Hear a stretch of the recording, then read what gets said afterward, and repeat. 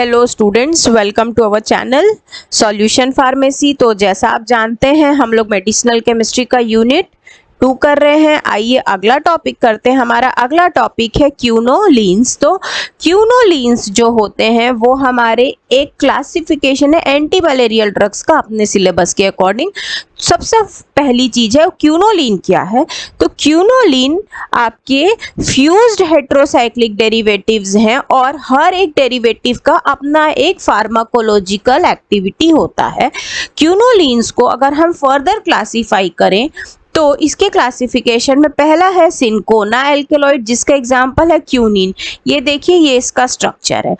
ये इफेक्टिव होता है इरिथ्रोसाइटिक मेरोजोइट्स के अगेंस्ट, इरिथ्रोसाइट्स मेरोजोइट्स के खिलाफ ये अपना काम करता है और मलेरिया के सप्रेसिव ट्रीटमेंट में यूजफुल होता है। इसके बाद जो नेक्स्ट कैटेगरी है वो है हमारी 4 अमीनो क्यूनोलोन्स, है ना। तो 4 अमीनो क्यूनोलिन्स का एग्जांपल है क्लोरोक्वीन। यहाँ पर आप देखिए स्ट्रक्चर में एक चेंज है और वो चेंज है एडिशन ऑफ क्लोरीन ग्रुप।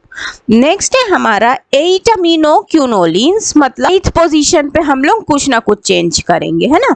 इसका एग्जांपल है प्रीमाक्वीन। तो 8th पोजीशन पे आप क्या चेंज करोगे, अमीनो ग्रुप ऐड करोगे। ये देखिए, ये 8th पोजीशन है, यहाँ पर आपने ऐड ग्रुप किया है अमीनो को, है ना। इसके बाद ये जो हमारे 8 वाले हैं वो होते हैं useful exo erythrocytic form of malarial parasite के अगेंस्ट, लेकिन इनका काम एरिथ्रोसाइटिक पर नहीं होता, एक्सो एरिथ्रोसाइटिक पर ही होता है। नेक्स्ट है हमारा दैट इज सार ऑफ क्यूनोलिन्स। हमारे सिलेबस में है सार ऑफ क्यूनोलिन्स। तो सार समझने के पहले हम लोग एक बार नंबरिंग सिस्टम समझ लेते हैं। देखिए, ये 2 रिंग है बेसिक स्ट्रक्चर, ठीक। इसमें n जो है वो 1, उसके एडजेसेंट 2, 3 पर एक R1 अटैच है, 4, 5, 6, 7 पे क्लोरीन अटैच है और फिर नीचे वाला 8 है ना। तो पोजीशन है वहां पर नाइट्रोजन और उसके साथ एक हाइड्रोजन और एक R ग्रुप है, NH के साथ एक R ग्रुप है। तो देखिए, हम लोग सार पर अगर चले तो हमारा जो C4 है, यानी कि ये जो 4th नंबर वाला कार्बन है, यहाँ पर die alkyl amino alkyl side chain होती है। वो साइड चेन के अंदर 2 से 5 तक कार्बन एटम होना चाहिए। अब देखिए, अमीनो अल्काइल बोल रहे हैं तो दैट मीन्स वहां पर नाइट्रोजन होगा। तो इसको एक नाइट्रोजन मान लीजिए और इससे आगे ये जो R है उसको रिप्लेस हम कराते हैं 2 to 5 कार्बन से, और फिर यहाँ पर पीछे और एक नाइट्रोजन लगा होता है। तो ये जो स्ट्रक्चर है ये साइड चेन का स्ट्रक्चर है। जैसे आप ये अगले फिगर पे देखिए तो आप अगले फिगर में देख पाओगे, ये वो पहले वाला नाइट्रोजन हुआ, ठीक, और ये बाद वाला। इन दोनों के बीच में 2, 3, 4 या 5 कार्बन का होना चाहिए। तो 1 और ये 3 लगा है, मतलब 4 टोटल। यहाँ पर हमने 4 कार्बन की एक साइड चेन रखी हुई है। इसी प्रकार से अगर ये side chain 4 diethyl amino methyl butyl की हो तो ये ऑप्टिमम है हमारी एक्टिविटी के लिए, ये बेस्ट रिजल्टिंग कंपाउंड हमको देता है। जैसे क्लोरोक्वीन, क्लोरोक्वीन में आपका डाई इथाइल है। देखिए, डाई इथाइल आइडेंटिफाई कीजिए, 1 ethyl 2 ethyl, di ethyl. Amino, amino बोलने के लिए आपने फिर से आप आइडेंटिफाई कीजिए, तो ये हो गया नाइट्रोजन। फिर मिथाइल ब्यूटाइल, मिथाइल ब्यूटाइल 3 ये और 1 ये 4, तो मिथाइल ब्यूटाइल, और फिर ये वाला अमीनो। तो ये रिस्पॉन्सिबल है हमारा क्लोरोक्वीन की मेन एक्टिविटी के लिए, इसीलिए हमारा क्लोरोक्वीन एक पोटेंट कंपाउंड। इसके बाद आगे देखिए, अगर जो हमारा सब्स्टिट्यूशन है हाइड्रोक्सिल ग्रुप है वो कर देते हैं इथाइल ग्रुप पे, क्या हुआ स्टूडेंट, जो हमारा ये 2 बार डाई इथाइल लगा था ना, ये इसमें से किसी भी एक इथाइल को हम टारगेट कर लें और उस एक इथाइल पे हम लोग ये OH ग्रुप सब्स्टिट्यूट करा दें, तो इससे जो है वो टॉक्सिसिटी घट जाएगी, टॉक्सिसिटी कम हो जाएगी।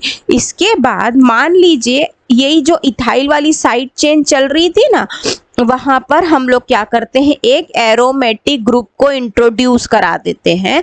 तो इससे जो कंपाउंड बनेगा उसकी टॉक्सिसिटी भी कम होगी और एक्टिविटी भी कम होगी। वो जो 3 4 5 ये कार्बन वाला पोर्शन था ना, वहां पर आपने क्या किया, एरोमेटिक ग्रुप लगाया। अब एक्टिविटी भी कम हो जाएगी और टॉक्सिसिटी भी कम हो जाएगी। जो हमारा साइड चेन चल रहा है उसमें टर्शरी अमीन का होना जरूरी है। टर्शरी अमीन का होना बोलने से कौन सी चीज हुई, ये ऐसा नाइट्रोजन जिसके 3 अमीन वाला ग्रुप वो कैरी करे, तो ये हो गया टर्शरी अमीन। टर्शरी अमीन का होना जरूरी है, प्राइमरी या सेकेंडरी से काम नहीं चलेगा। इसके बाद अगर मान लीजिए हम लोगों ने साइड चेन में अनसैचुरेटेड बॉन्ड्स लगा दिए, मतलब डबल या ट्रिपल बॉन्ड लगा दिए, तो इससे एक्टिविटी में कोई फर्क नहीं पड़ेगा, कोई चेंज आपको देखने के लिए यहाँ पर नहीं मिलेगा। इसके बाद अगर हम इस क्लोरोक्वीन की बात करें तो हमारा जो ड्रग क्लोरोक्वीन है उसका डी आइसोमर जो होता है वो लेस टॉक्सिक होता है as compared to L isomer. अब हम लोग का जो 7th पोजीशन था जहां पर हमारा क्लोरो ग्रुप लगा हुआ था, ये जरूरी है, ये ऑप्टिमल है, ठीक। ऐसे ही जो हमारा 3rd वाला जो पोजीशन था वहां पर जो हमारा मिथाइल ग्रुप है, ठीक है, वो एक्टिविटी को कम कर देता है। और अगर मान लीजिए हम लोग E8 पर, यानी कि जो नीचे वाला कार्बन था 8वें नंबर का, उस पर अगर हम लोग मिथाइल ग्रुप ऐड ऑन किए तो पूरी की पूरी एक्टिविटी जो है वो एबॉलिश हो जाएगी, वो खत्म हो जाएगी। जो 7 नंबर का कार्बन है उस पे क्लोरो ग्रुप, तीसरे नंबर के कार्बन पर मिथाइल ग्रुप है ना, तो और 8वें नंबर पे एडिशन ऑफ मिथाइल ग्रुप, 8वें पे आपने अगर मिथाइल ग्रुप ऐड किया तो एक्टिविटी खत्म। इसके बाद आपने अगर तीसरे पे किया तो एक्टिविटी कम हो जाएगी। और 7 के क्लोरो ग्रुप का रहना जरूरी है अगर हम लोगों को एक्टिविटी चाहिए हो तो ये था स्टूडेंट्स सार। आइए मैकेनिज्म ऑफ एक्शन समझते हैं। तो जैसा कि अपन लोग क्या जानते हैं कि जो फीमेल एनोफ्लीज होती है वो बाइट करती है और ह्यूमन बीइंग को मलेरिया हो जाता है। तो इस प्रोसेस में जो प्लाज्मोडियम है वो सबसे पहले हिपेटोसाइट्स पर इकट्ठा होता है, एक्यूमुलेट होता है, फिर खूब सारा इकट्ठा होने के बाद इरिथ्रोसाइट पर जाता है सो दैट वहां जाकर के वो मैच्योर हो सके। कुछ समय बाद जो इन्फेक्टेड एरिथ्रोसाइट हैं वो बर्स्ट आउट हो जाते हैं, फूट जाते हैं और अपने पास से मेरोसाइट्स को रिलीज कर देते हैं। अब यहाँ जैसे ही मेरोसाइट्स रिलीज होते हैं तो थोड़ा periodic fever human being feel करना शुरू करता है। पीरियोडिक फीवर मतलब फॉर अ टाइम बीइंग उसको फीवर रहेगा। ये जो मेरोसाइट्स बनते हैं ये नए इरेथ्रोसाइट्स को अफेक्ट करते हैं और जो नए बने अफेक्टेड इरिथ्रोसाइट्स हैं वो क्या करते हैं, वो जाके चिपक जाते हैं हमारे हीमोग्लोबिन से और चिपकने के बाद हीमोग्लोबिन को डिग्रेड करना शुरू कर देते हैं। हमारी बॉडी का 30% ऑफ द हीमोग्लोबिन जो है उस लेवल तक ये उसको डाइजेस्ट कर जाते हैं, मतलब खा जाते हैं। और साथ में जो प्रोटीन मॉइटी है उसको भी, सोर्सेज ऑफ अमीनो एसिड्स को भी, और इससे इनका अपना सिंथेसिस ऑफ प्रोटीन जो है उसको भी खा जाते हैं। अब जो हमारा फ्री या टॉक्सिक हीमोग्लोबिन रह गया है इन सब को खाने के बाद वो एक इनएक्टिव पिगमेंट हो जाता है और उस इनएक्टिव पिगमेंट को हम बोलते हैं हीमोजॉइन। अब एंटी मलेरियल एक्टिविटी की अगर हम बात करें तो जो क्यूनोलिन्स हैं ये क्या काम करते हैं कि ये इस टॉक्सिक हीम को बनने से रोक देते हैं। इस टॉक्सिक हीम का जो ऑपरेशन है, जो पॉलीमराइजेशन है, उसको ये प्रिवेंट कर देते हैं और ये नॉन टॉक्सिक हीमोजोइन को सेव कर लेते हैं। इसी प्रकार से जो हमारा टॉक्सिसिटी का लेवल है हीमोजोइन्स का वो कम होने लग जाता है और जो फ्रेश हमारा हीमोग्लोबिन है वो रहता है बॉडी में और पेशेंट रिकवर होने लग जाता है। कुछ इंपॉर्टेंट प्रोडक्ट्स हमारे सिलेबस के अकॉर्डिंग जो हैं वो क्या क्या हैं। पहला है quinine sulphate. See this is the structure of quinine sulphate. ये एक एल्कलॉइड डेरिवेटिव है जो कि सिंकोना प्लांट के बार्क यानी छाल से मिलता है। इसमें एंटी मलेरियल एजेंट होता है, साथ में ये अगर हम इसका एक्सट्रैक्ट बनाएं इस बार्क का तो उसमें ये इनफ क्वांटिटी में होता है। इसके बाद ये टॉक्सिक होते हैं मलेरियल पैरासाइट के लिए, और इनके अंदर एक एबिलिटी होती है कि ये पैरासो हैं वो हीमोग्लोबिन को तोड़ देते हैं और हजम कर जाते हैं, खा जाते हैं। लेकिन जैसे ही हमने एंटी मलेरियल फॉर्म दिया तो ये पैरासाइट्स को हीमोग्लोबिन नहीं मिलता और वो पैरासाइट्स भूखे रह जाते हैं, इनको खाना नहीं मिलता। जैसे ही इनको खाना नहीं मिलता ये अपने आप जो है वो डैमेज हो जाते हैं, और इनके डैमेज से हमारा हीमोग्लोबिन जो है वो बच जाता है और टॉक्सिसिटी का लेवल जो है वो रीच नहीं हो पाता है। ये जो ड्रग है इसका मेटाबॉलिज्म लीवर में होता है। फिजिकल प्रॉपर्टीज ऐसी होती हैं कि they are fine needle like white crystalline powder, इनका ऑर्डर कुछ नहीं होता है, बहुत कड़वे होते हैं टेस्ट में, और वाटर में स्लाइटली सॉल्युबल और अल्कोहल में प्रॉपरली सॉल्युबल होते हैं। इसको हम well close air tight container में रख सकते हैं, प्रोटेक्टेड फ्रॉम लाइट। इसका यूज होता है मलेरिया के ट्रीटमेंट में, एंटीपायरेटिक, एनाल्जेसिक और एरेथमिया में। इसके एडवर्स इफेक्ट्स हैं nausea, difficulty in hearing, confusion, rashes, difficulty in solving और फेंटिंग या फिर स्वेटिंग, और ब्लीडिंग गम्स मतलब मसूड़ों से खून भी आ सकता है इसके एडवर्स इफेक्ट में। नेक्स्ट ड्रग अपने सिलेबस के अकॉर्डिंग है chloroquine. See this is the structure of chloroquine. इसका यूज हम सभी तरीके के मलेरिया के ट्रीटमेंट में कर सकते हैं सिवाय प्लाज्मोडियम फेल्सीपेरम से होने वाले मलेरिया में, उसको छोड़ करके सभी में यूज कर सकते हैं। अब ये वाइट या ऑलमोस्ट वाइट क्रिस्टलाइन पाउडर होता है, वाटर मिथेनॉल में सॉल्युबल होता है और स्लाइटली सॉल्युबल होता है इथेनॉल में। ये इफेक्टिव नहीं होते हैं एक्सो इरेथ्रोसाइटिक पैरासाइट के लिए। ये न्यूक्लियोप्रोटीन से जुड़ते हैं और प्रोटीन की फर्दर सिंथेसिस को इंटरफेयर कर देते हैं। इस इंटरफेरेंस से जो हमारा डबल स्ट्रैंडेड डीएनए है उससे ये जुड़ जाएंगे और डीएनए आरएनए पॉलीमरेज को भी ये इनहिबिट कर देंगे। इनका जो कॉन्सेंट्रेशन है वो पैरासाइट डाइजेस्टिव वैक्यूल्स में होता है, और पीएच बढ़ने पर ये वैक्यूल्स जो हैं वो अपने पास से पैरासाइट्स को रिलीज कर देते हैं और ये इरेथ्रोसाइट हीमोग्लोबिन को यूज कर जाते हैं। इनका मेटाबॉलिज्म जो है वो एनडी अल्काइलेशन से होता है। ये जो ड्रग्स हैं ये यूजफुल होते हैं मलेरिया, आर्थराइटिस और एमीबोसाइटिस। इंटेस्टाइन में जब एमीबल इन्फ्लेमेशन हो जाता है यानी एमीबोसाइटिस हो जाता है तो उसके कॉम्बिनेशन ड्रग में ये यूज होता है। इसका भी एडवर्स इफेक्ट वही है, रेटिनोपैथी, लिवर फंक्शन में ये हार्मफुल हो जाते हैं, जीआईटी डिस्टरबेंस कॉज करते हैं। देखिए इसका सिंथेसिस क्या है, हमारे पास एक ड्रग है या आप बोल सकते हो एक रॉ मटेरियल है मेटाक्लोरोएनिलीन, यानी कि ऐसा एनिलीन जिसके मेटा पोजीशन पर क्लोरीन ग्रुप अटैच है। नाउ हम लोग इसको रिएक्ट कराएंगे डाई इथाइल 2 ऑक्सोसक्सीनेट के साथ।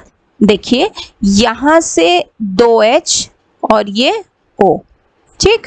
आपके हाइड्रोजन के 2 बॉन्ड्स खाली हुए और इस कार्बन के भी 2 बॉन्ड्स खाली हुए, तो वो दोनों आपस में बॉन्डिंग बना लिए। ये देखिए आप, ये एक इंटरमीडिएट बना। अब हमें क्या कराना है, हमें यहाँ पर साइक्लाइजेशन रिएक्शन कराना है और साइक्लाइजेशन रिएक्शन के साथ रिमूवल ऑफ इथेनॉल होगा। तो रिमूवल ऑफ इथेनॉल देखिए, तो ये हर एक जगह पर हाइड्रोजन होता है जो हम नहीं लिखते हैं, तो ये वाला हाइड्रोजन और ये C2H5O, तो ये बन गया C2H5OH। यहाँ से इथेनॉल रिमूव हुआ। जैसे इथेनॉल रिमूव हुआ तो इस पर्टिकुलर कार्बन का एक बॉन्ड खाली हो गया और यहाँ पर भी एक बॉन्ड खाली हो गया, तो वो आपस में आके जुड़ गए। इस प्रकार से ये देखिए आपको ये दूसरी रिंग मिल गई। अब इस दूसरी रिंग में हम लोग क्या कराएंगे, NaOH, HCl और वाटर के साथ में रिएक्शन कराएंगे। हमारा वाटर जो है वो फिर से H+ और OH- में डिसोसिएट हो जाएगा। C2H5 और ये OH फिर से ये रिमूव हुआ, ये जो H बन गया वो COO के साथ आके अटैच हो गया, COOH बन गया। नाउ हम लोग क्या कराना है, कार्बन डाइऑक्साइड को रिमूव कराना है। थोड़ा हीटिंग करिए तो कार्बन डाइऑक्साइड गैस जो है वो रिलीज हो जाएगी। अब इस इंटरमीडिएट पर हम लोग ऐड कराएंगे POCl3। POCl3 के एडिशन से हमारे पास अवेलेबल हो जाएंगे 3 क्लोरीन। 3 क्लोरीन में से 2 क्लोरीन जो हैं वो हमारे एक इस Cl बना के निकल गया। अब बच गए दो क्लोरीन। 2 में से 1 क्लोरीन जो है वो हमारा रिंग के साथ अटैच होगा और 1 क्लोरीन जो है वो इसी POO के साथ रिलीज हो जाएगा। अब हमारे पास बच गया 1 क्लोरीन। एक जो क्लोरीन हमारा बचा है वो रिंग पर अटैच हुआ। इस प्रकार से हमको एक कंपाउंड मिला जिसका नाम है 4,7 डाइक्लोरोक्विनोलिन। फर्दर हम लोग आगे बढ़ते हैं। देखिए ये एक स्टेप हुआ है, यहाँ पर हमारा एक स्टेप अभी बन के तैयार हुआ है। नेक्स्ट स्टेप जो है हमारा, उसमें हम लोगों को क्या कराना है, इथाइलिन ऑक्साइड रिक्वायर्ड होगा। इथाइलिन ऑक्साइड को आप रिएक्ट कराइए डाई इथाइल अमीन के साथ में। ये देखिए CH2O के बीच का इस बॉन्ड को आप ब्रेक करिए तो हमारे पास जो कंपाउंड हो जाएगा ये NC2H5, ठीक है। ये यहाँ से CH2 एक खाली हुआ है ना, ये CH2, फिर ये CH2, ये वाला CH2 और ये NH, ठीक है। N रह गया, H मिल गया। ये O का जो बॉन्ड खाली हुआ है वो इस H के साथ अटैच हुआ तो ये आ गया OH, ठीक। इसमें हम लोग ऐड करा रहे हैं CH3 double bond O CH3। इसमें से वाटर रिमूव कराइए और हमारे पास एक इंटरमीडिएट बन रहा है। देखिए N है, C2H5 C2H5 C2H5 है, 2 बार CH2 है, ये है, एक बार हम यहाँ से ले गए, ठीक, तो 3 टाइम्स आ गया। अब C डबल बॉन्ड O ये वाला और एक बचा वाला CH3। इसमें से हमने CH2 लिया था, एक H हमारा बच गया था, एक H और ये OH, तो हमारे पास रिलीज कौन हुआ, वाटर। अब हम लोग इसमें ऐड कराएंगे अमोनिया। अमोनिया ऐड कराने के लिए अपन जो कार्बन और ऑक्सीजन के बीच में डबल बॉन्ड है, दिस पोर्शन, इसको डिसोसिएट करते हैं। यहाँ पर हम हाइड्रोजन ऐड करा रहे हैं निकल कैटेलिस्ट की प्रेजेंस में। देखिए उस बॉन्ड के टूटने से कार्बन के पास 2 खाली बॉन्ड्स हो गए। एक खाली बॉन्ड पर तो हमने क्या किया, NH3 में से एक H लगा दिया। अब हमारे पास यहाँ कौन बच गया, NH2, तो जो दूसरा खाली बॉन्ड था उसमें हमने NH2 लगा दिया, बाकी का सारा एज इट इज है। नाउ ये जो प्रोडक्ट बना है हमारा 1 डाइथाइल अमीनो 4 अमीनो पेंटेन, इसको यूज कीजिए आप। आपके पास है 4,7 डाइक्लोरोक्विनोलिन, फिर 1 डाइथाइल अमीनो 4 अमीनो पेंटेन, ठीक। इन दोनों को कंडेंस करिए। इन दोनों के कंडेंसेशन से इस नाइट्रोजन का एक H मिला और ये Cl HCl निकल गया। इस नाइट्रोजन का एक H खाली है, ये तो ये जो ड्रग हमारा बन गया दैट इज क्लोरोक्विन। तो ये था स्टूडेंट कुछ कंसेप्ट हमारा क्विनोलिन्स के बारे में। कुछ कंपाउंड्स हमारे सिलेबस के और हैं, उनको हम नेक्स्ट टाइम पढ़ेंगे। अगर आपको हमारा ये नोट्स चाहिए हो तो प्लीज़ आप हमारा ऐप सॉल्यूशन फार्मेसी डाउनलोड कीजिए, वहाँ नोट्स अवेलेबल है। Till then thank you so much.